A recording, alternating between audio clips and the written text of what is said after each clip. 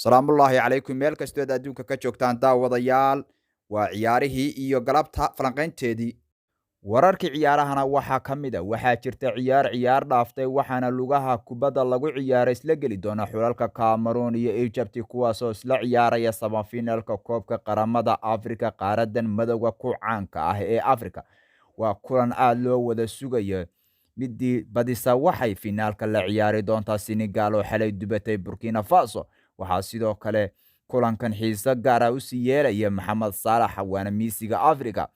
waxaase kasii daran ninka la qaban la'yahay Abubakar kaasoo ah New Eto'o isla markaana koobkan wacdaraha ka dhigaya lagana celin kari la'yahay goolka sidoo kale Maxamed Saalax waa hogaamiyaha Liverpool iyo Premier League wadankiisa Masar ayaa sugaya inuu finaalkan u soo saaro ciyaartan ayaa noqonaysa mid xiiso iyo xamaasad badan waana ciyaar aad u adag yaa haddaba hilfaha loo qaadi doonaa daawade